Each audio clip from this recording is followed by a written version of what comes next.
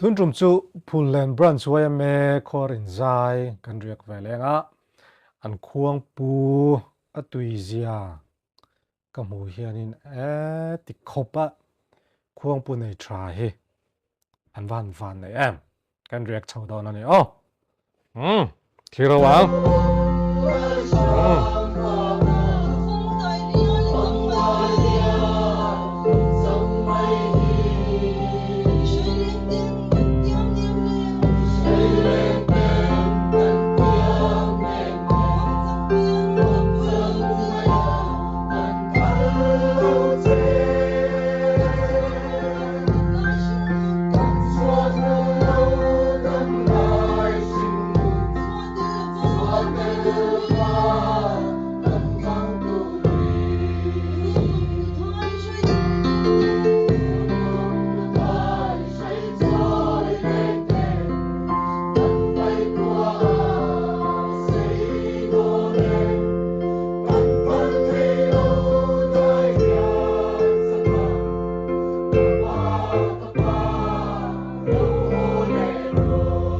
khuang pu han tha thian chuan zai hi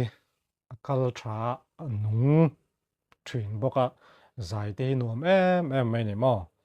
tu ting chia chuan in hei Pulen branch way me te khuang pu nei tha boka an zai te po an nuam hle in langa hei an khuang pu bera tang na sa tin an khuang pu po pathianin apol ti chianga ala sakrim rim ama in anung tel tlat ani mo thir zelang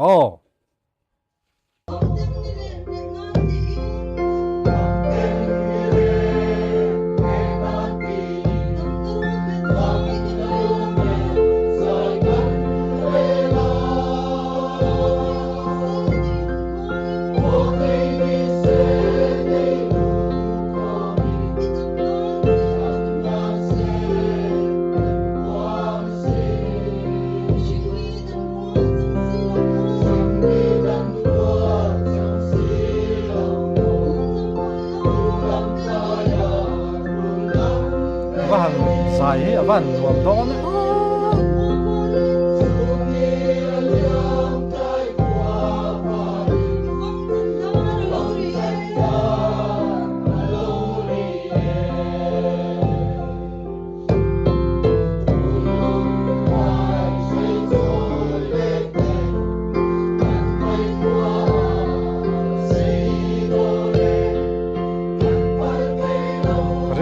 ta chu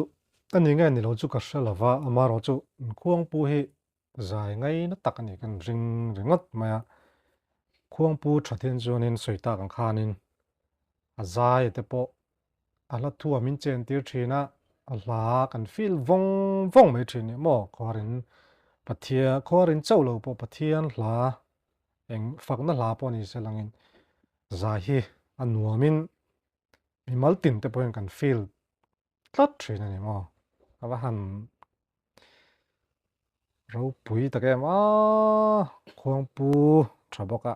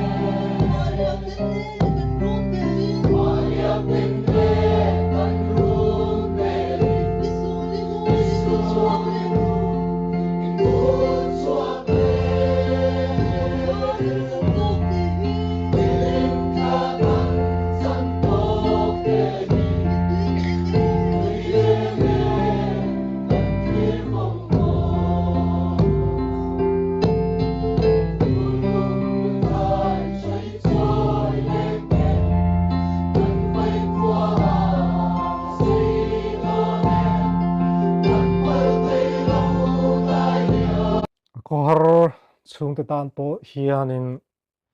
athlamuan thlak bik ngoi hian a hriat ani mo zai akala zai nun hian chuanin kawr chung te tan pawhin a thla muan thlak bik ngoi hianin a rinom nu ni maw zai thiam hle mai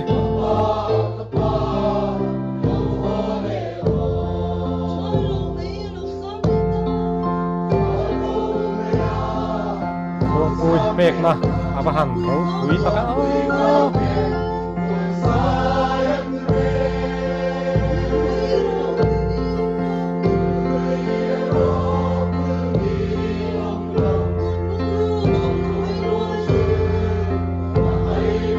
ama sim pawhin hmuhnam tham tak tawa khuang pu hi an pek na he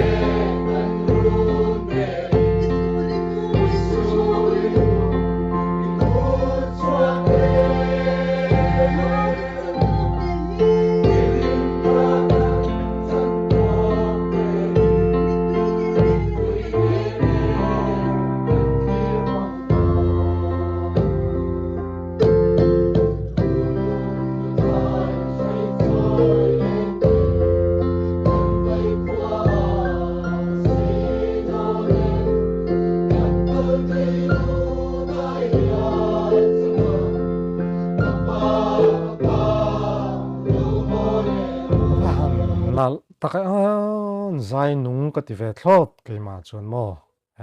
khuang pu kan soi reng lo thei lo tiang mi thilu men te khorin zai kan tiang te khuang pu poimo zia musician ten poimo zia alang chiang thin khop mai musician le keyboardist te le khuang pu ten thathian chuanin mi thilu men te hi Siom lu tuk lovin amen theya zai nung taksin lim taksin pathian fak nan hunaman thei ni mo kawr chung te tan hen aval thlamuan thlak ton tak ale eng poni se ka ti zong kha tun tum tan kan du tok le riang